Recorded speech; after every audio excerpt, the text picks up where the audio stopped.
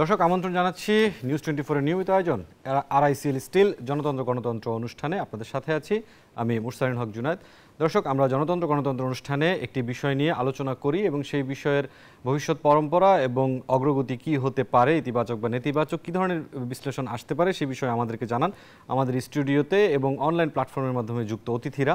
আমরা আজকে যে বিষয়টি ঠিক করেছি সংস্কারের মত জানায়নি বড় দলগুলো, এই বিষয় নিয়ে আমাদের সাথে এই মুহূর্তে স্টুডিওতে যুক্ত আছেন একজন অতিথি, আরও একজন অতিথি কিছুক্ষণের মধ্যে যুক্ত হবেন এবং অনলাইন প্ল্যাটফর্মে যুক্ত আছেন অন্য আরেক অতিথি। আমরা অতিথিদের সাথে একটু পরিচয় হয়ে নিতে চাই। আমার সাথে স্টুডিওতে এই মুহূর্তে যুক্ত আছেন বিএনপির মিডিয়া সেলের সদস্য মাহমুদা হাবিবা, আপনাকে আমন্ত্রণ জানাচ্ছি আজকের জনতন্ত্র গণতন্ত্র অনুষ্ঠানে। আমাদের সাথে অনলাইন প্ল্যাটফর্মে দর্শক যুক্ত আছেন জাতীয় নাগরিক পার্টির joint chief organiser advocate Ali Naser Khan, আমরা তাকে স্বাগত জানাতে চাই। অ্যাডভোকেট আলী নাসের খান, আপনাকে স্বাগত জানাচ্ছি আজকের জনতন্ত্র গণতন্ত্র অনুষ্ঠানে যুক্ত হওয়ার জন্য। আপনি ইতিমধ্যেই জেনেছেন যে আজকের আলোচনার বিষয় সংস্কারের মত জানাননি বড় দলগুলো। কিছুক্ষণের মধ্যে আরও একজন অতিথি আমাদের মধ্যে যুক্ত হবেন। দর্শক আমরা আলোচনা শুরুর আগে একটু প্রেক্ষাপট আপনাদের জানিয়ে দিতে চাই। সংবিধান, নির্বাচন ব্যবস্থা, বিচার বিভাগ, জনপ্রশাসন, দুর্নীতি দমন এবং পুলিশ সংস্কার কমিশনের সুপারিশ বাস্তবায়নে রাজনৈতিক দলগুলোর মতামত এক করার লক্ষ্যে 12 ফেব্রুয়ারি ঐকমত্য কমিশন গঠিত হয়। 22 রাজনৈতিক দল ও জোটের সাথে 15 ফেব্রুয়ারি প্রধান উপদেষ্টার সভাপতিত্বে কমিশনের প্রথম সভা হয়। রাজনৈতিক দলগুলোকে স্প্রেডশিটের মাধ্যমে 13 মার্চের মধ্যে মতামত জানাতে অনুরোধ করা হয়েছিল। মাত্র 15টি দল নির্ধারিত সময়ের মধ্যে মতামত জানিয়েছে। এখনও বৃহৎ রাজনৈতিক দল বিএনপি, জামায়াত ইসলামী, জাতীয় নাগরিক পার্টি এনসিপি সহ 23টি দল এখনও মতামত জানায়নি। এমন পরিস্থিতিতে আগামীকাল বৃহস্পতিবার থেকে সংলাপ শুরু হচ্ছে ঐকমত্য কমিশনে। তথ্যগুলো জানিয়ে শুরু করবো আজকের আলোচনা। আমরা আলোচনার শুরুতেই যেতে চাই বিএনপির মিডিয়া সেলের সদস্য মাহমুদা হাবিবা, আপনার কাছে প্রশ্নটি হচ্ছে যে বিএনপি কি তাদের যে 31 দফা সেই আলোকেই মতামত জানাতে চাচ্ছে এবং এই কারণেই কি আপনাদের সময় প্রয়োজন? অনেক ধন্যবাদ আপনাকে। একটা ইন্টারেস্টিং আপনি এটার মানে সংক্ষিপ্ত বর্ণনা দিলেন, কিন্তু সেখানে একটা ছোট্ট তথ্য আমি যুক্ত করতে চাই। সেটা হচ্ছে যে যেই সংস্কারগুলো পর্যালোচনার জন্য বিভিন্ন রাজনৈতিক দলের কাছে পাঠানো হয়েছে, সেটা পাঠানো হয়েছে 6 মার্চ। কাইন্ডলি এটা নোট করেন, 6 মার্চ থেকে 13 মার্চ সময়টা খুবই কিন্তু সংক্ষিপ্ত এবং বিশেষ করে 166টা বিষয়ে সংস্কারের বিষয় 166টা সংস্কারের বিষয়ে মতামত চাওয়া হয়েছে এবং চাওয়া হয়েছে এক ধরনের স্প্রেডশিটের মাধ্যমে। এখানে 3 ধরনের অপশন আছে, সেটা হচ্ছে যে আপনি এটার পক্ষে, আপনি এটার বিপক্ষে এবং আংশিক পক্ষে। 166 দেশের এমন একটা অবস্থা, দেশের সংস্কারটা এত বেশি আমি বলবো যে এত গোড়া থেকে করার মতো প্রয়োজনীয়তা দেখা দিয়েছে যে 166টা বিষয়ে আমি একমত নই কিংবা আমি আংশিক একমত, এইটা দিয়ে কোনোভাবেই সুযোগ নাই কোনো প্রপার রাজনৈতিক দলের পক্ষে এটা জমা দেওয়া সুনির্দিষ্ট সময়ের মধ্যে। বিএনপি ইতিমধ্যেই, বিএনপি সহ আমার ধারণা অন্যান্য বড় দলগুলোও বা অন্যান্য রাজনৈতিক দলগুলো জানিয়েছে যে তাদের কিছুটা সময় প্রয়োজন। আমাদের ক্ষেত্রে যেটা হয়েছে এটা কিন্তু সুনির্দিষ্ট স্টেজে, এটার তো সব জায়গায় তো আর এটার পর্যালোচনা হয় না। এটা আমাদের দলের একটা সুনির্দিষ্ট ফোরামে এটার পর্যালোচনার কাজ চলছে এবং খুব দ্রুত গতিতেই চলছে। তারা এটা পর্যালোচনা করে যেই জায়গাগুলোতে শুধু ইয়েস নো ভেরি গুডের বাইরেও আপনার বিশেষ ব্যাখ্যার প্রয়োজন আছে কিংবা আমাদের মতটা দেওয়ার প্রয়োজন আছে, সেই কাজগুলো এখন চলছে। এই বিষয়টা হচ্ছে রাজনৈতিক দল তো আপনার একটা ফোরামে ডিসকাশন হবে, এগুলো প্রথম রিসার্চ বেসড লেখি হবে, এরপরে সেটা আবার স্থায়ী কমিটিতে ডিসকাস হবে। এটা আমাদের সব সম্মিলিতভাবে আমাদের দলীয় প্রধানরা এটার বিষয়ে একটা সিদ্ধান্ত নেবেন। যেহেতু এটা এখনো পর্যন্ত কাজটা চলমান, আমরা যখন সংস্কার যেটা প্রস্তাবনাটা আমরা জমা দেব অফিসিয়ালি, তখনই কেবলমাত্র এটা নিয়ে কথা বলার সুযোগ আছে। 31 দফার আলোকে সংস্কার চাইছি বিষয়টা আসলে এমন নয়। 31 দফা হচ্ছে বিএনপির একটা প্রস্তাবনা। রাষ্ট্র কাঠামো ভেঙে পড়েছে যেভাবে, এটা আজকের প্রস্তাবনা নয়, এটা 2016-17 সাল থেকেই শুরু হয়েছিল, এটা পূর্ণরূপ পেয়েছে 2023-এ এসে। এই যে প্রস্তাবনাটা, এটার বাইরেও যে কোনো ধরনের রাষ্ট্র সংস্কারের যৌক্তিক প্রস্তাবনা আমরা সাধুবাদ জানাই এবং আমাদের কিন্তু 31 দফার যদি আপনি নজর বুলিয়ে থাকেন কখনো, এটা কিন্তু শেষ হয়নি। এখানে কিন্তু লেখা আছে যে আপনার মতামত সাদরে আমরা গ্রহণ করব এবং আমাদের ফোরামে ডিসকাস করে প্রয়োজন হলে সেটা অ্যাড করা হবে। সমগ্র সবগুলো দেশের সবগুলো দল তাদের মত দেবে এবং সেই মত অনুযায়ী একটা আমরা সবাই আশা করব যে রাষ্ট্রকে একটা স্টেবল করতে, গণতন্ত্রকে সুপ্রতিষ্ঠিত করার জন্য যে ধরনের সংস্কার দরকার সেটাই হবে। কিন্তু 31 দফা তো ডেফিনেটলি আমাদের জন্য একটা ব্লুপ্রিন্ট, নিঃসন্দেহে, যেটা আমরা ঘোষণা করেছি, কিন্তু সেটারই যে শুধু প্রতিফলন ওখানে থাকবে সেটাও বলার কিন্তু সুযোগ নাই। এখানে লেট আস ওয়েট যে আমাদের ফোরাম থেকে যখন এটা জমা দেওয়া হবে তখন তো এটা জানাই যাবে। জি মাহমুদা হাবিবা, আমরা একটু অনলাইন প্ল্যাটফর্মে আপনাদের নতুন রাজনৈতিক দলের একজন বন্ধু আছেন, তার একটু কথা শুনে আসতে চাই। অ্যাডভোকেট আলী নাসের খান, আপনার কাছে যে বিষয়টি জানতে চাচ্ছি, আপনি শুনলেন বিএনপির পক্ষ থেকে বলা হয়েছে এক ধরনের ব্যাখ্যা যে কী কারণে সময় চাওয়া হয়েছে। নতুন রাজনৈতিক দল জাতীয় নাগরিক পার্টি, তারা আসলে কী কারণে সময় চাচ্ছে?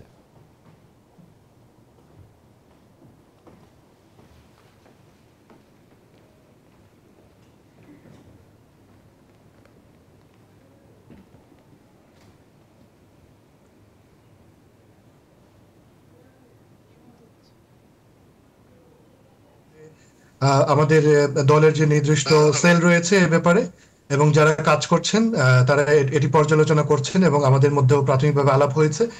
আমরা খুবই অল্প সময়ের মধ্যে আমাদের যে প্রস্তাবনাগুলো 166টি প্রস্তাবনার বিপরীতে সেগুলো আমরা জমা করব। তবে দেখুন যে আমরা কিন্তু গণতান্ত্রিক মূল্যবোধের কথা বলছি, জুলাই গণঅভ্যুত্থানের স্পিরিটের কথা বলছি, মহান মুক্তিযুদ্ধ সহ আমাদের যে ঐতিহাসিক লড়াই পরম্পরা প্রত্যেকটির কথাই বলছি এবং আমরা একটা ডেমোক্রেটিক প্রসেসের উপরেই ভিত্তি করেই আমাদের প্রস্তাবনাগুলো আসবে এবং আমরা এটি মনে করছি না যে এনসিপি যে প্রস্তাবগুলো দেবে সেটি চূড়ান্ত, বরঞ্চ আমরা এটি মনে করছি যে জাতীয় ঐক্যের জন্য যে কমিশন হয়েছে সেই কমিশনটি খুবই পেশাদারিত্বের সাথে কাজ করবে এবং বড় রাজনৈতিক দল সহ যতগুলো স্টেক হোল্ডার রয়েছে তাদের সাথে আলাপ আলোচনা করে যে জুলাই চার্টারটি আপনার ঘোষিত হবে বা দৃশ্যমান হবে তার ভিত্তিতে প্রথমত প্রাথমিক সংস্কার করা, তারপর মধ্যবর্তী সংস্কার এবং দীর্ঘমেয়াদী সংস্কার। এর গোটা প্রক্রিয়াটার মধ্যে আমরা কিন্তু একটু ঐক্যমত্যের জায়গা চাই, কারণ ন্যাশনাল হোপ বা আমাদের কালেকটিভ হোপ এর সাথে জড়িত। কারণ পরবর্তী সময়ে যারা সংসদে যাবেন, সরকার গঠন করবেন, তাদের একটি অঙ্গীকারের ব্যাপার রয়েছে, জনগণের কাছে তারা অঙ্গীকার করবেন। আমরা মনে করছি এই প্রক্রিয়ার মধ্য দিয়ে এটি সম্ভব। অন্তর্বর্তীকালীন সরকার সেই উদ্যোগটি মূলত নিচ্ছেন, কারণ পরবর্তী সংসদকে এগুলো পাশ করাতে হবে বা রেটিফাই করাতে হবে।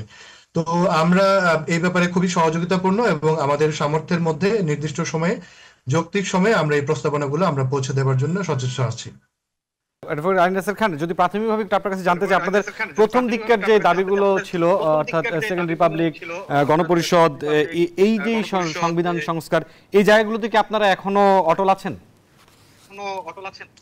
দেখুন, আমরা একেবারে অটল আছি। আমরা খুব সুচিন্তিত ভাবে জনগণের আকাঙ্ক্ষা বা অভিপ্রায়ের ভিত্তিতে এগুলো বলেছি।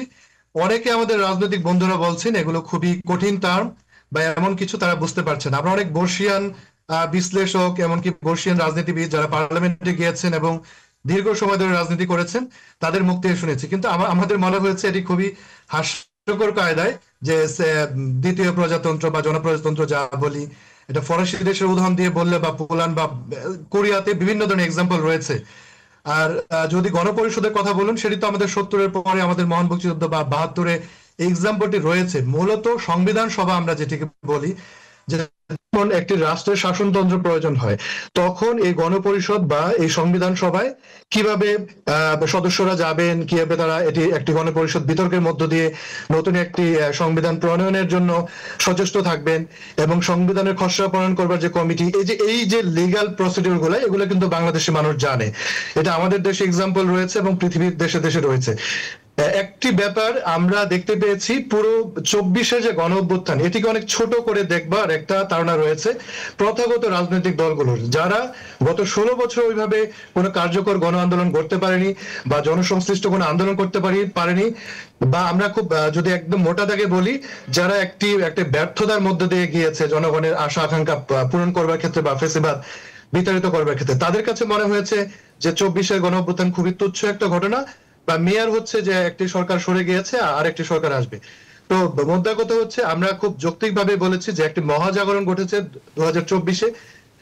2000-এর মতো মানুষ শাহাদাত বরণ করেছেন, পঙ্গুত্ব বরণ করেছেন, ফেসিবাদ বিরোধী প্রত্যেকটি রাজনৈতিক দল এতে অংশগ্রহণ করেছে এবং পৃথিবীর বুকে একটি বিস্ময়। এটি আমি সংখ্যার বিচারে শুধু বলছি না, একটি জাগরণের বা একটি পরিবর্তনের আকাঙ্ক্ষার ভিত্তিতে বলছি। দেখুন, সংস্কার এবং বিচার এবং আমরা যে বলছি একটি সুষ্ঠু নির্বাচন যাতে ভোটাধিকার প্রয়োগ করতে পারে এমন মোটা দাগে যে একটি নতুন শাসনতন্ত্রের কথা এজন্যই বলছি যে ৭২-এর যে সংবিধানটি আমরা পেয়েছি সেই সংবিধানটি কি একজন ব্যক্তিকে সামনে রেখে রচনা করেছে। সেখানে আমরা দেখতে পেয়েছি একজন ব্যক্তির হাতে ক্ষমতা কক্ষিগত করা থাকে, একটি বিশেষ গোষ্ঠী, একটি বিশেষ দল। সংবিধানের ৭০ অনুচ্ছেদ সহ একাধিক অনুচ্ছেদের কথা বলা যাবে, প্রধানমন্ত্রীর যেখানে ক্ষমতা বর্ণনা রয়েছে সেখানে বলা যাবে। তো সেটি একটি নিষ্পেষক আকারে গত ৫৪ বছরের জনগণকে একটি চ্যালেঞ্জের মুখোমুখি দাঁড় করেছে। আমরা সামরিক শাসন দেখেছি, আমরা ক্ষুধা দরিদ্র দেখেছি এবং অর্থের যে লুটপাট। মোট কথা হচ্ছে যে আমাদের যে বেসিক যে ইনস্টিটিউশন সাংবিধানিক রাষ্ট্রীয় বা বিধিবদ্ধ সেগুলো কিন্তু সম্পূর্ণরূপে ফেল করেছে। তো এই জাগরণটা ২৪-এর এই মহাজাগরণের পরে আমরা যদি জুরিসপ্রুডেন্স বা আইন বিজ্ঞানের কথা বলি বা আমরা যদি কনস্টিটিউশন লয়ের কথা বলি, যে তাদের যে এক্সাম্পল রয়েছে, প্রিন্সিপাল রয়েছে সারা বিশ্বে যেগুলো চর্চিত, এর ভিত্তিতে আমরা কিন্তু এই ২০২৪-এ সে আকাঙ্ক্ষাকে বাস্তবায়ন করবার জন্য আমরা গণপরিষদের কথা বলেছি। গণপরিষদ তাদের দ্বারাই মানে আপনার পরিচালিত হবে, জনগণ যাদেরকে এই গণপরিষদে পাঠায়। এবং আমরা পাশাপাশি এও বলেছি এই গণপরিষদ এই শাসনতন্ত্র প্রণয়ন করবার পরে একটি সংসদ আকারে ফাংশন করতে পারবেন। এটি খুবই সুস্পষ্ট একটি প্রক্রিয়া। এবং যদি মনে করে জাতীয়তাবাদী দল বা জামায়াতে ইসলাম, ইভেন কি আমাদের এনসিপি, অন্যান্য দল প্রত্যেকে কিন্তু একটি ডেমোক্রেটিক প্রসেসের মধ্যে, নির্বাচনের মধ্য দিয়ে তাদের প্রতিনিধি পাঠাবে। আমি যদি এক্সাম্পল আকারে বলি যে জাতীয়তাবাদী দলের 298 জন প্রসঙ্গটি নিয়ে আরো বিস্তারিত আলোচনা করতে চাই। আমাদের সাথে আরো একজন অতিথি যুক্ত হয়েছেন আমাদের স্টুডিওতে, আমরা একটু তার কাছ থেকে কিছু প্রশ্ন নিতে চাই উত্তর, এবং তার সাথে পরিচয় হয়ে নিতে চাই। আগে আমাদের সাথে দর্শক এই মুহূর্তে স্টুডিওতে যুক্ত হয়েছেন নর্থ সাউথ বিশ্ববিদ্যালয়ের রাষ্ট্রবিজ্ঞান বিভাগের শিক্ষক ডক্টর তৌফিকুল ইসলাম খান। আপনাকে স্বাগত জানাচ্ছি জনতন্ত্র গণতন্ত্র অনুষ্ঠানে। আমরা আলোচনা করছি সংস্কারের মত জানায়নি বড় দলগুলো, এই প্রসঙ্গ নিয়ে। ইতিমধ্যেই দুটি রাজনৈতিক দলের যে অতিথি রয়েছেন তারা তাদের বক্তব্যটি দিলেন, কেন তারা আসলে সময় চাচ্ছেন। আপনার কাছে সুনির্দিষ্ট যে বিষয়টি জানতে চাই, আলোচনায় যে সময় ব্যয় হবে যখন এই আলোচনাতে তারা বসবেন রাজনৈতিক দলগুলো, ইতিমধ্যে দেখা যাচ্ছে যে তারা সময় চাচ্ছেন, আবার যখন আলোচনায় বসবেন সেখানে সংস্কার দীর্ঘায়িত হওয়ার সম্ভাবনা কতখানি মনে করেন? আসলে প্রথমে আমি যেটা বলবো, এই সংস্কার নিয়ে প্রাথমিক ঘোষণা ডিসেম্বরে নির্বাচন, যদি এইটিকে মাথায় রাখেন, কিন্তু ওই সংস্কার নিয়ে ঢিলে হওয়ার সম্ভাবনা তখনই থাকবে বেশি যখন ব্লেম গেম থাকবে। আমার মনে হয় blame game must be stop. একটু আগে যিনি বলছেন ওনার কথায় কিন্তু কিছু ব্লেম চলে এসছে। আমি যেটা বলবো, উনি প্রথাগত বিরোধী যে রাজনৈতিক দলগুলো 16-17 বছর নিপীড়ন নির্যাতনের শিকার হয়েছে, উনি কিন্তু ওনাদের ক্রেডিট দিতে চাচ্ছেন না। এটাই আমি বলবো যে এই প্রক্রিয়া থেকে আমাদের বেরিয়ে আসতে হবে, যেটা ফ্যাসিস্ট আওয়ামী লীগ সবসময় ভেবেছে যে মুক্তিযুদ্ধ তাদের নিজস্ব সম্পত্তি, তাদের বাপদাদার সম্পত্তি। এভাবে ভেবেই কিন্তু মুক্তিযুদ্ধকে প্রশ্নবিদ্ধ করতে চেয়েছে, অনেকভাবেই করতে চেয়েছে। তো একইভাবে জুলাইয়ের আন্দোলনকে ছোটভাবে দেখার কোনো অবকাশ নেই। কে ছোটভাবে দেখেছে? বিএনপি কি সেটা দেখেছে? জামাত কি সেটা দেখেছে? রাজনৈতিক দলগুলো কি দেখেছে? এটা দেখতে পারে ফ্যাসিস্ট আওয়ামী লীগ, অন্য কি কিন্তু দেখেনি। উনি এটা কোথায় পেয়েছেন? কে বলেছে জুলাই আন্দোলনকে ছোট করে দেখেছে? জুলাই আন্দোলন এই বাংলাদেশ সিন্স ইন্ডিপেন্ডেন্স এই যাবৎকালে যত আন্দোলন হয়েছে, এইটা ছিল সবচেয়ে বড় আন্দোলন। এটা লাশের হিসাব দিয়ে হবে না। লাশের হিসাব দিলে তো 71-এ অনেক মানুষ জীবন দিয়েছে। জুলাইয়ের আন্দোলনের ডাইমেনশন ছিল অন্য যে কোনো আন্দোলনের চেয়ে ডিফারেন্ট। কাজে এই যে আমরা বলছি না, কথাই বলে নিচ্ছি বিএনপি চাচ্ছে না, জামাত চাচ্ছে না, আমরা বিএনপিকে ব্লেম করার চেষ্টা করছি, জামাতকে ব্লেম করার চেষ্টা করছি। আপনি দেখেন একটা আন্দোলন 40 থেকে 45 দিনে যে আন্দোলনের অ্যাচিভমেন্ট হয়েছে, সেই আন্দোলনটা কি 40 থেকে 45 দিনে হয়েছে? রাস্তায় পেট্রোল ঢালা ছিল, সেই পেট্রোলে আগুন ধরেছে এই 40-45 দিনে। 16 বছর নিপীড়ন নির্যাতন যে রাজনৈতিক দলগুলো শিকার হয়েছে, উনি বলছে ওরা ব্যর্থ হয়েছে। ব্যর্থ হয়নি। রাজনৈতিক আন্দোলন এটা কি শুধুমাত্র একটা গোষ্ঠীর আন্দোলন ছিল? আন্দোলন শুরু করেছে আমাদের ছাত্র সমাজ, নেতৃত্ব দিয়েছে আমাদের ছাত্র সমাজ। কি আন্দোলনে অংশীদার সবাই, এদেশের আপাময় জনসাধারণ, শুধুমাত্র ফ্যাসিস্ট গোষ্ঠী বাদে। তা আমরা কেন আবার সেই ব্লেম গেমে যাচ্ছি? আমরা কেন আবার ডিভিশন করতে যাচ্ছি? আমরা কেন আবার বড় বিএনপির মতো বড় রাজনৈতিক দলকে বলছি যে ওরা ব্যর্থ হয়েছে? আমরা কেন জামাতকে ব্লেম করছি? জামাতের মতো কি বিএনপির মতো কি কেউ নিপীড়ন নির্যাতন সহ্য করেছে? আমি তো বলতে চাই বিএনপি জামাত, বিশেষ করে বিএনপি যারা করেছে গত 16 বছর, তাদেরকে অ্যাওয়ার্ড দেওয়া উচিত।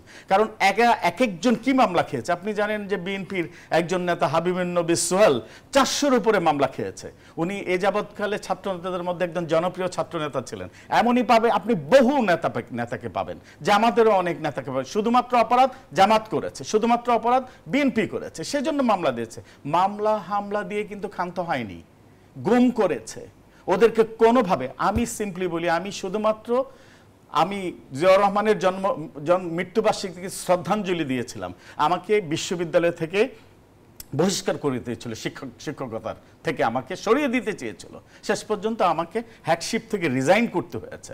অপরাধ একটাই, একজন মুক্তিযোদ্ধার মৃত্যুবার্ষিকীতে আমি শ্রদ্ধাঞ্জলি জানিয়েছিলাম। আপনি দেখেন, এভাবে খাটো করে দেখার কোনো কারণ নেই। কেউ কিন্তু এই কথা বলেনি জুলাই আন্দোলনকে কে ছোট করে দেখবে, দেখার অবকাশ নেই। কাজে এই ব্লেম গেমগুলো স্টপ করতে হবে, তাহলে আমার মনে হয় আলোচনাগুলো আমরা দ্রুত চলে আসবে। জি ডক্টর তৌফিক, আমি আপনার এই প্রসঙ্গটি নিয়ে অ্যাডভোকেট আলী নাসের খানের কাছে যাব, কিন্তু তার আগে যে প্রশ্নটি ছিল যে সংস্কার দীর্ঘায়িত হওয়ার সম্ভাবনা কতখানি মনে করেন, আলোচনায় যে সময় ব্যয় হবে? আমার মনে হয় যে আলোচনায় হয়তো যে মতের দ্বিমত থাকতে পারে, যেটা হয়তো আপনি দেখেন এনসিপি যেটা চাচ্ছে, গণপরিষদ চাচ্ছে, যেটা জামায়াত চাচ্ছে রেশিও অনুসারে পার্লামেন্টে নির্বাচনের কথা, এই দুটো আবার বিএনপি চাচ্ছে না। বিএনপির একটা স্ট্যান্ড পয়েন্ট আছে, প্রত্যেক রাজনৈতিক দলের একটা স্ট্যান্ড পয়েন্ট আছে। বিএনপির এজেন্ডা দিবেই। বিএনপি তো আজকে থেকে এই আন্দোলন করছে না, গত 16-17 বছর নিপীড়ন নির্যাতনের মধ্যে দিয়ে এসে আজকে দাঁড়িয়েছে। ওদের কোনো এজেন্ডা থাকবে না? ওনারা তো রাজনৈতিকভাবে শুরু করেছে, এটা সবাই ওয়েলকাম করছে। আমাদের ইয়াং জেনারেশন এনসিপি যে রাজনৈতিক দলের আত্মপ্রকাশ করেছে, it's a good gesture and we all are happy to see the young group, তরুণরা রাজনীতিতে আসছে।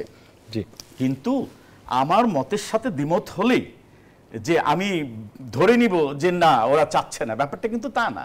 বিএনপির একটা 31 দফা ছিল, আপনারা জানেন। বিএনপি যেটা বলছে, স্পষ্ট বলছে, নির্বাচন সংশ্লিষ্ট যে সংস্কার সেটা অতি দ্রুত করা হোক, আর বাকি যে সংস্কার সেগুলো নির্বাচনের পর করা হোক। আপনি সেকেন্ড রিপাবলিকের যে কথা, উনি স্পেনের কথা বলেছেন, ফরাসি বিপ্লবের কথা বলেছেন, হয়েছে সেটা। কিন্তু সেটা তো 5ই আগস্টের পরে কিন্তু আমাদের একটা সময় ছিল, পুরো সংবিধান চেঞ্জ করার একটা সময় ছিল। আমরা কেন একজন ফ্যাসিস্ট প্রেসিডেন্টের কাছে শপথ নিতে গেলাম? আমরা যদি এটাকে বিপ্লব ধরি, তাহলে ফ্যাসিস্ট একজন প্রেসিডেন্টের কাছে কিন্তু আমাদের শপথ নেওয়ার প্রশ্ন আসে না। আমরা কিন্তু চাইলে তখন সংবিধান নতুন করে সাজানোর সুযোগ ছিল, আমরা কিন্তু তখন সেটা করিনি। এখনো যে সেই সময় নাই, সংবিধান কিন্তু সংস্কার করতে হবে, পরিমার্জন করতে হবে।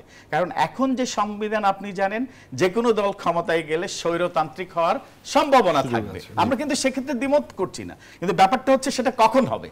সবকিছু যদি নির্বাচনের আগে হয়ে যায়, তাহলে তো আপনি স্বাভাবিক দেখেন এখানে রেফারেন্ডামের প্রয়োজন হবে, সেটা কি এখন এই মুহূর্তে কিভাবে হবে? জি, তো ডক্টর তৌফিক, আমরা আপনার একটা আসবো। অ্যাডভোকেট আলী নাসের খান, আপনি আলোচনা শুনছেন এবং আপনার কাছে যে বিষয়টি আসলে জানতে চাই, আপনার সহ-আলোচক ডক্টর তৌফিকুল ইসলাম খান একটি বিষয় বললেন, প্রশ্নটি আমারও, যে অভ্যুত্থান ছোট করে দেখার প্রয়াস রয়েছে, এই কথাটি এনসিপি অর্থাৎ আপনারা বেশ কয়েকবার বলেছেন।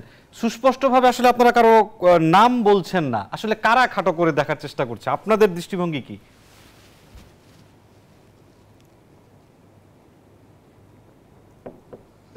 সর্বতভাবে চেষ্টা করেছে এবং এর ফলাফল হিসেবে কিন্তু আমরা হাসিনা রেজিমের পতন দেখেছি, দিল্লির আধিপত্যবাদের পতন দেখেছি। আমি কোনো কথার ফুলঝুরি ছড়াচ্ছি না, আমি সুস্পষ্টভাবে বলছি, যেটিকে সমালোচনা আকারে দেখা হয় বা ব্লেম গেম, আমি বলতে চাই এটি প্রেশার। এই প্রেশারটা আমরা গণ অভ্যুত্থানে অংশ নেওয়া ছাত্র জনতার পক্ষ থেকে অনুভব করি, দেশের মানুষের পক্ষ থেকে অনুভব করি। আমরা সুনির্দিষ্টভাবে কোনো দলকে বলছি না। দেখুন, যদি দলের কথা উল্লেখ করে বলি, এনসিপি একটি নবীনতম রাজনৈতিক দল, বা ছাত্র জনতা যারা রাস্তায় অংশগ্রহণ করেছে, সেখানে রাজনৈতিক কর্মীরা ছিল, বিএনপির লোকজন ছিল, জামাত বা অন্যান্য দলের আমরা সিভিল সোসাইটি মেম্বার দেখেছি, সাধারণ মানুষদের দেখেছি, গৃহিণীদেরও দেখেছি। তো আমরা যদি এখন বলি যে এই পুরোপুরি শপথ গ্রহণ প্রক্রিয়া, তারপর রাষ্ট্রপতি ইস্যু, জুলাই গণ অভ্যুত্থানের আমরা যে বলেছি একটি ঘোষণাপত্র এবং জুলাই চার্টার বিচার প্রত্যেকটি ক্ষেত্রে তো বিএনপির সামনে থেকে নেতৃত্ব দেওয়ার কথা ছিল, কারণ এই গণতান্ত্রিক ধারার দল সর্ববৃহৎ দল।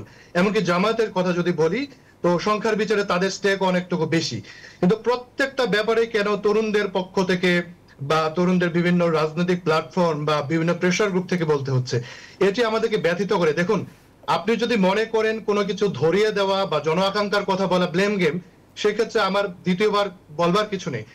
তবে তিনি যেটি অবতারণা করেছেন যে ব্লেম গেম উচিত না, এই যে স্পিরিটটা, এটিকে আমরা শ্রদ্ধা করি।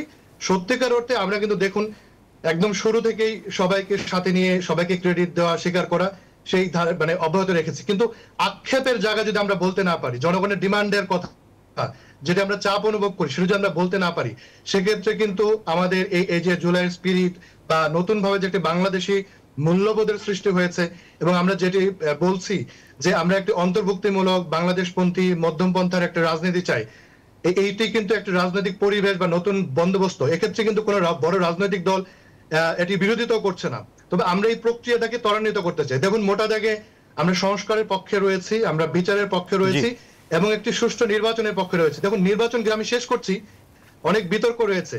নির্বাচনের ডেডলাইন দেওয়া হয়েছে অন্তর্বর্তীকালীন সরকারের পক্ষ থেকে এবং আমরা বিতর্কগুলো নিয়ে একটু বিরতির পরে এসে আলোচনা করতে চাই। 10 সেকেন্ড দেবেন। আমরা শুধু এটাই বলছি যে সুষ্ঠু নির্বাচনের জন্য যে ধরনের মৌলিক সংস্কার প্রয়োজন, বিশেষ করে পুলিশ, জনপ্রশাসন এবং অন্যান্য সংশ্লিষ্ট আপনার দপ্তরগুলোতে, সেগুলো যাতে পুঙ্খানুপুঙ্খ ভাবে হয়, অন্তত একটা ক্রেডিবল ওয়েতে হয়, যাতে মানুষ বিশ্বাস করে ভোট কেন্দ্রে গেলে পরে তিনি তার ভোটাধিকার প্রয়োগ করতে পারবেন, রাষ্ট্রের মালিকানা তিনি ফিল করবেন এবং এটি প্রয়োগ করতে পারবেন। জি, অ্যাডভোকেট আলী নাসের খান, আমরা ফিরবো আবার। আমরা একটা বিরতিতে যেতে চাই। দর্শক, আলোচনা হচ্ছে সংস্কারের মত জানায়নি বড় দলগুলো, আরআইসি স্টিল জনতন্ত্র গণতন্ত্রের। সময় হচ্ছে একটি বিরতির, ফিরছি, আরো আলোচনা হবে, সাথেই থাকুন।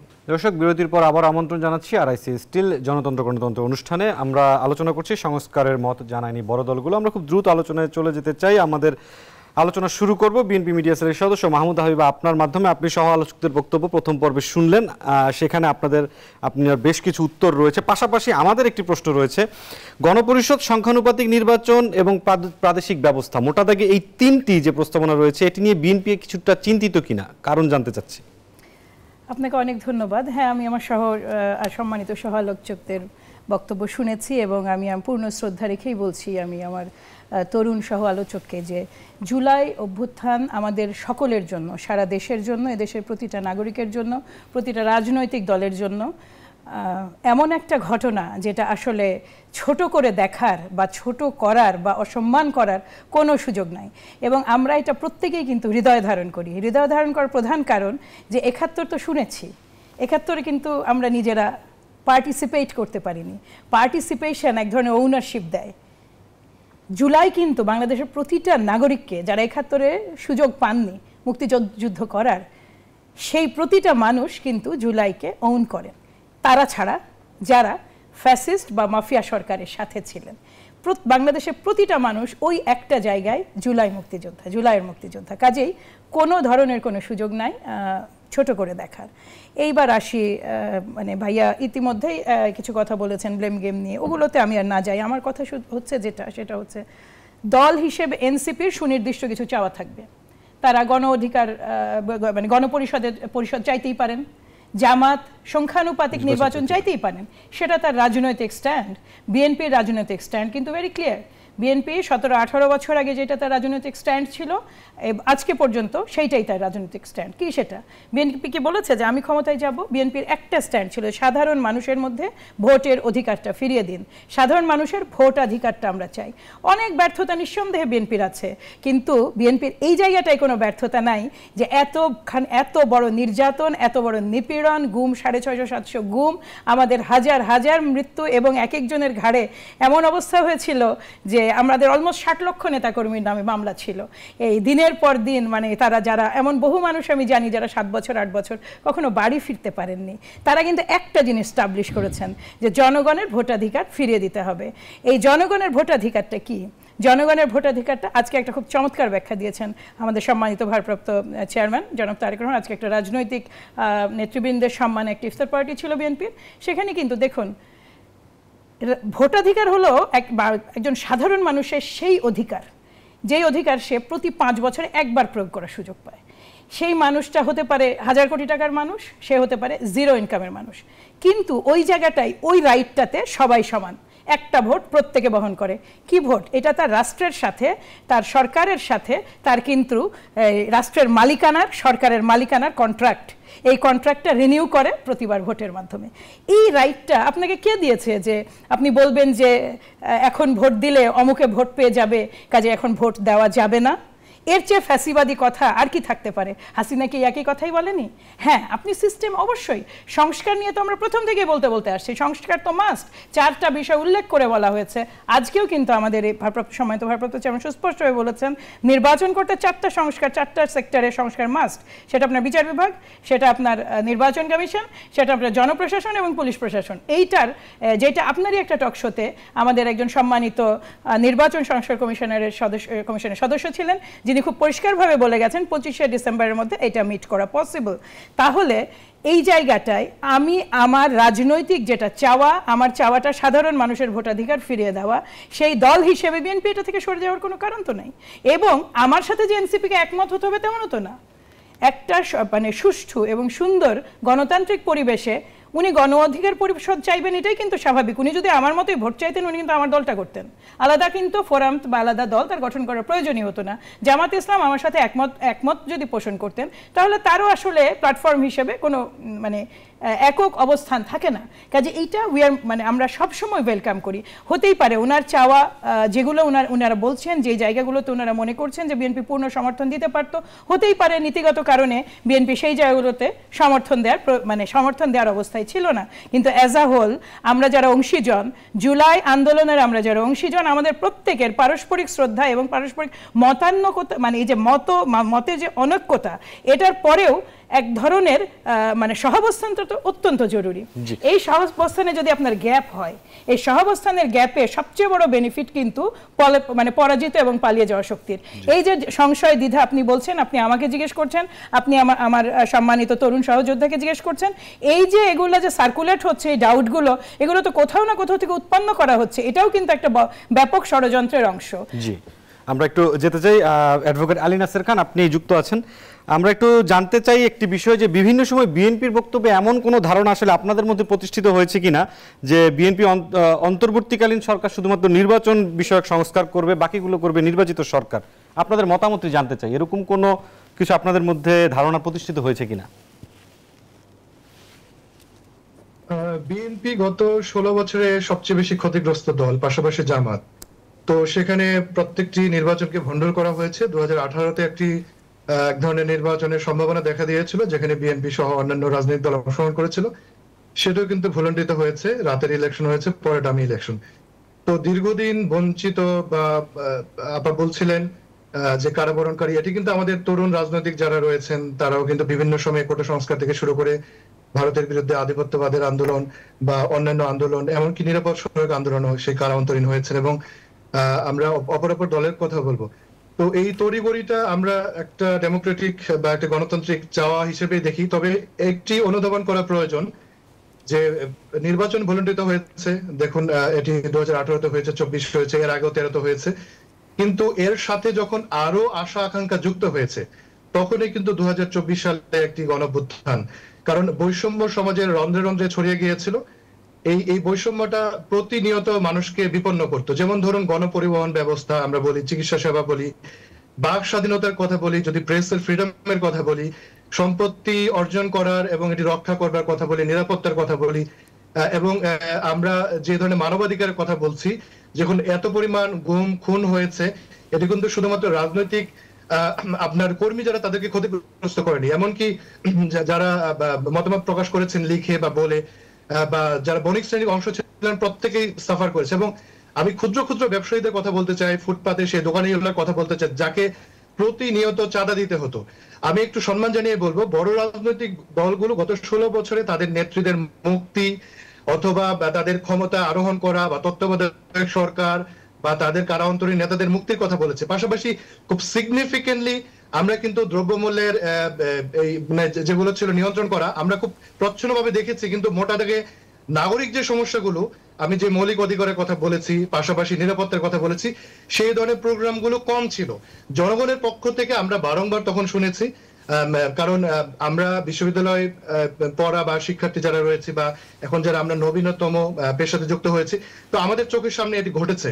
তো সেখানে কিন্তু এই জনগণের চাওয়া পাওয়াটা 2024-এ এসে যুক্ত হয়েছে, যখন একটা নির্বাচন বা ভোটাধিকার প্রয়োগের এই যে অধিকার বা নাগরিক অধিকারের সাথে অন্যান্য অধিকারের আলাপগুলো যুক্ত হয়েছে এটা বৈষম্য নিরসন করবার জন্য। তখনই কিন্তু আমরা একটা মহা জাগরণ, একটা মহাবিদ্রোহ এবং একটি রক্ত ক্ষয়ের একটি আপনার রক্তস্রোতের অভ্যুত্থান দেখেছি। এর মধ্য দিয়ে আমরা মনে করি যে বাংলাদেশের অ্যাডভোকেট আলী নাসির খান, এই পর্বে আপনার উত্তরটি শেষ করবেন। দেখুন, আমি শেষ করছি যে একটি অপূর্ব সুযোগ এসেছে। তো আমরা যে আলাপ আলোচনাটা করছি, আমরা এটি প্রেসার ক্রিয়েট করছে এজন্যই অন্তর্বর্তীকালীন সরকার কচ্ছপ গতিতে না এগিয়ে বরঞ্চ খুবই প্র্যাগমেটিক ওয়েতে আমরা একটা কনসেনসাসের মধ্যে আসুক যে প্রাথমিক সংস্কারগুলো আমরা খুব দ্রুততম সময়ের মধ্যে দেখতে চাই, এবং বড় রাজনৈতিক দলগুলো যারা ভবিষ্যতে পার্লামেন্টে যাবেন তারা জাতির কাছে একটা ওয়াদা করুক, অঙ্গীকার করুক যে এই সংস্কারগুলো সামনে হবে, সেটি যাতে করে স্বৈরাচার বিরোধী আন্দোলনের পরে যেটি হয়েছিল 90-এর পরে যে আমরা যে অঙ্গীকারগুলো দেখেছিলাম সেটি কিন্তু মোটা থেকে বাস্তবায়িত হয়নি। জনগণের এবার আসলে আপনারা চাচ্ছেন যে এই প্রতিশ্রুতিটি যেন অনেক দৃঢ় জায়গা থেকে আসে, আপনারা সেইভাবেই চাচ্ছেন। আমরা একটু আমাদের আরেকজন সমালোচক রয়েছেন ডক্টর তৌফিকুল ইসলাম মিথিল, আপনার কাছে জানতে চাচ্ছি যে সংস্কারের নামে যেন কালক্ষেপণ না হয়, অন্তর্বর্তী সরকারকে বারবার এই আহ্বান করে আসছে বিএনপি, কিন্তু এনসিপি আবার যে সংস্কার চাচ্ছে সেগুলোর কয়েকটির সাথে মতপার্থক্য দেখা যাচ্ছে, সমাধান কিভাবে হবে? আসলে একটু আগে যে কথাটা আপু বলেছেন যে রাজনীতিতে মতপার্থক্য থাকবে, ভিন্ন মত ভিন্ন পথ থাকবে, সেজন্যই তো ভিন্ন ভিন্ন রাজনৈতিক দল।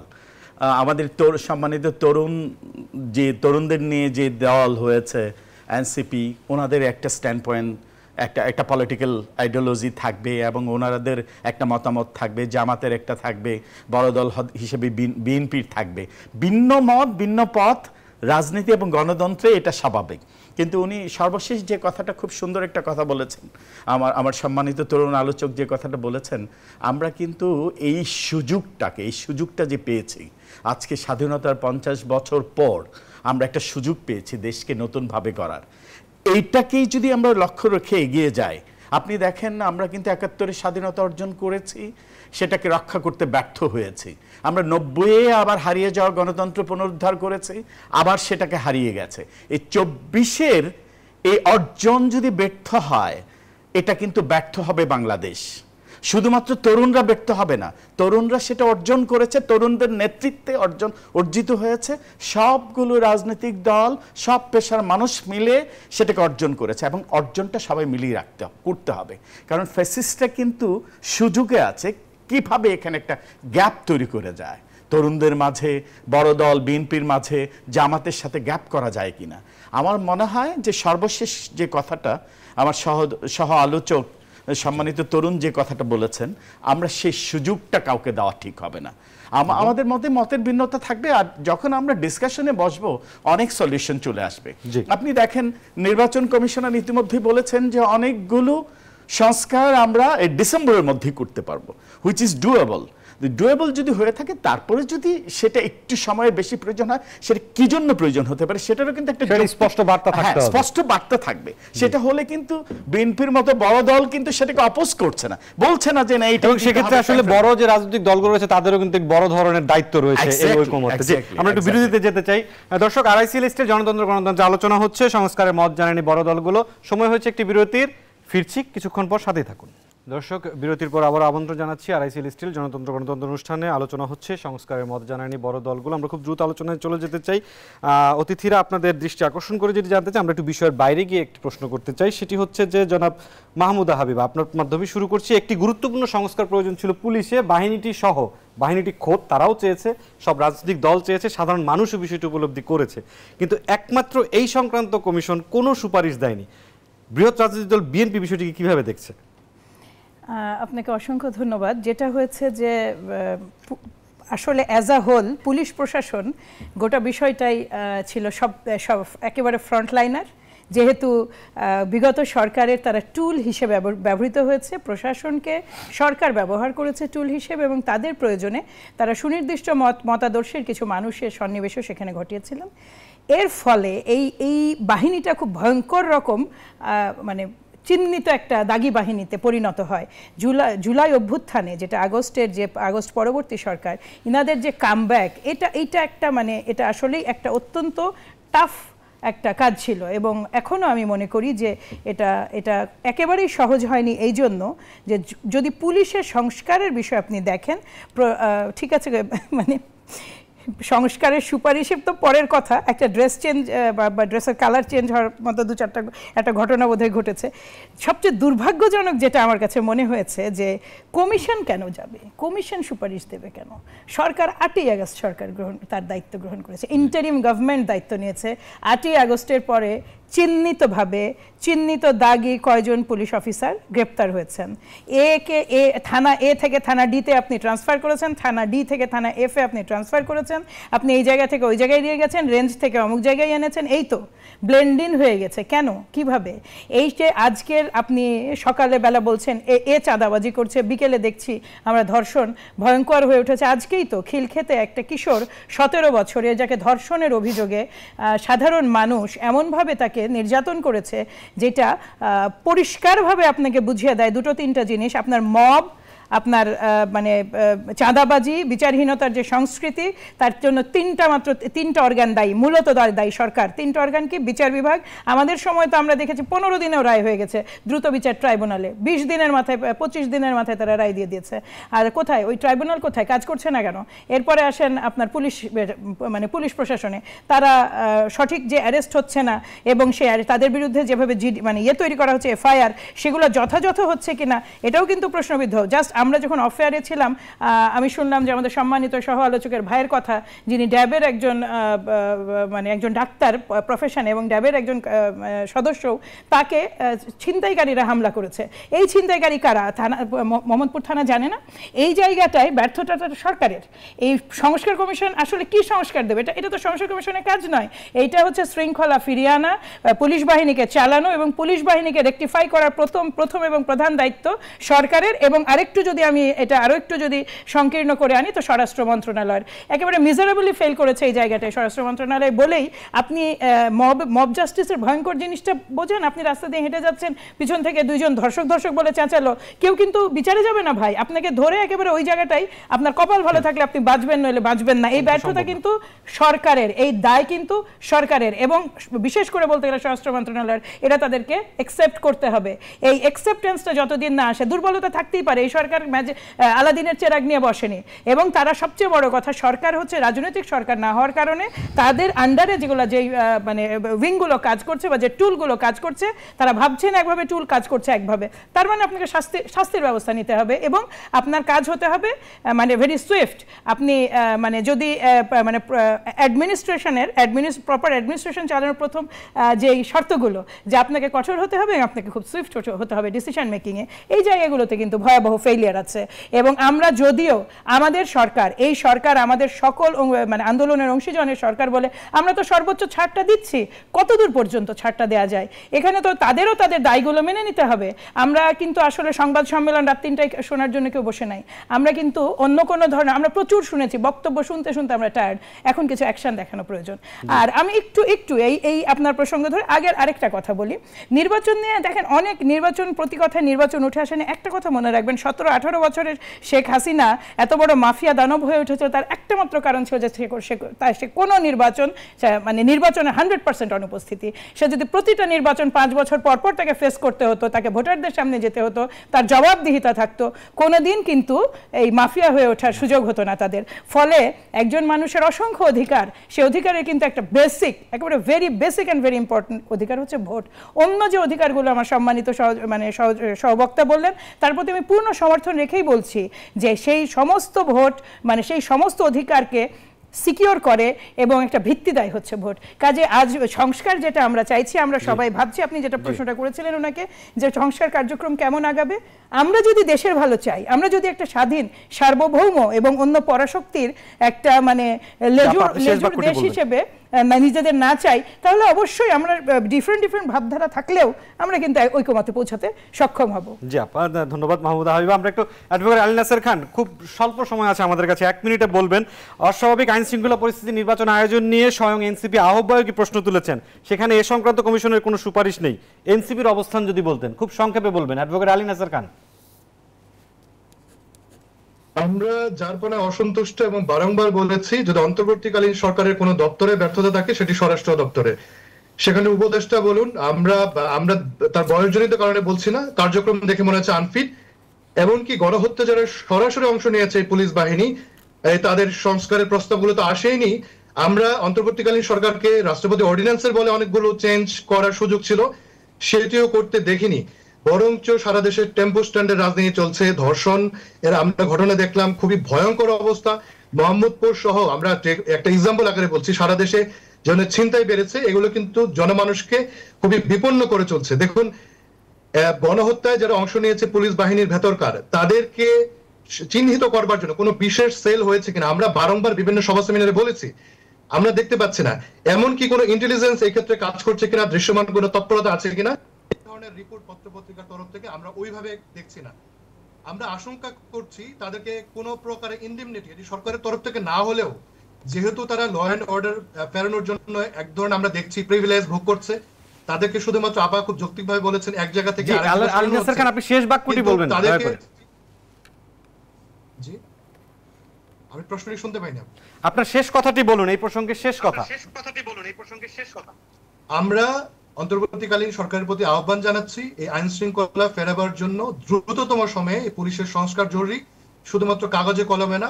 আমরা এটা আইনের সংস্কার সহ এক্সিকিউশনে বড় ধরনের পরিবর্তন দেখতে চাই। এই ক্ষেত্রে আমি রাজনৈতিক দলগুলোর প্রতি আহ্বান জানাবো, আমরা সবাই যাতে এই ব্যাপারটাতে সোচ্চার থাকি, কারণ এর উপর ভবিষ্যতে নির্বাচন সহ অন্যান্য সকল কিছু অনেক কিছু নির্ভর করছে। জি অ্যাডভোকেট আলী নাসের খান, আপনি থাকুন। আমরা একটু ডক্টর তৌফিকুল ইসলাম মিথিল, সরকার বলছে নির্বাহী ক্ষমতা আইন শৃঙ্খলা বাহিনী সংস্কার হবে, স্বরাষ্ট্র মন্ত্রণালয় নিয়ন্ত্রণ রাখতে চায় পুলিশকে, আবার প্রভাবমুক্ত থাকতে পুলিশ চায় স্বাধীন কমিশন। এই যে ত্রিমুখী অবস্থানে সুরাহা কি? খুব স্বল্প সময় আপনারা। আসলে কথাগুলো ইতিমধ্যেই অনেক কথাই আলোচনা হয়েছে। আমি শুধু আজকে এই ইফতারের আগে আমার ছোট ভাই ডাক্তার মোহাম্মদপুরে বাসায় ফেরার পথে তাকে গাড়ি থেকে টেনে হেঁচড়ে তাকে ছিনতাইকারীরা যেটা করেছে, আমি ছুটে সাথে সাথেই গেলাম, দেখলাম যে ওখানেই একটা সংঘবদ্ধ চক্র, যারা ফ্যাসিস্ট সরকারের সময়ও ওই মোহাম্মদপুরে রাজীব কমিশনারের বাহিনী ছিল, ওরা এই কাজটা করেছে। পরে এলাকার মানুষ যে সবাই কিন্তু ওর বাড়ি অবরুদ্ধ করে রেখেছে, এখন ও চেষ্টা করছে কোনোভাবে এটাকে ম্যানেজ করা যায় কিনা। আসলে হচ্ছে যে আপনি দেখেন গত 16-17 বছর যেটা হয়েছে, এটা তো দেশটা ছিল কার্যত একটা পুলিশি স্টেটই বলতে পারেন, কারণ যত রকমের শেষ করে দিবেন। আমি সর্বশেষ বলছি, এই সংস্কার খুবই দ্রুত প্রয়োজন। অন্যান্য সংস্কারের কথা আমরা বলছি, পুলিশি সংস্কারের কথা কিন্তু একটু আগে আমাদের তরুণ সহ আলোচক আপু সবাই বলেছেন, এইটা হচ্ছে অ্যাজ সুন অ্যাজ পসিবল প্রয়োজন। কারণ এই আইন শৃঙ্খলা পরিস্থিতি ফিরিয়ে আনার জন্য, সুস্থ স্বাভাবিক করার জন্য জনমনে পুলিশ নিয়ে যে আশঙ্কা রয়েছে, এই স্বস্তিটা ফিরিয়ে আনা খুবই জরুরি। যে মাহমুদা হাবিবা, অ্যাডভোকেট আলী নাসের খান এবং ডক্টর তৌফিকুল ইসলাম মিথিল, আপনাদের তিনজনকে অসংখ্য ধন্যবাদ। দর্শক, নতুন বন্দোবস্তের বাংলাদেশ বিনির্মাণে ঐক্যমত হোক সব মত ও পথের, সত্যিকারের গণতন্ত্র উদ্ভাসিত হোক বাংলাদেশ, এমন প্রত্যাশায় শেষ করছি আজকের RICL স্টিল জনতন্ত্র গণতন্ত্র। সবাই ভালো থাকবেন, শুভরাত্রি।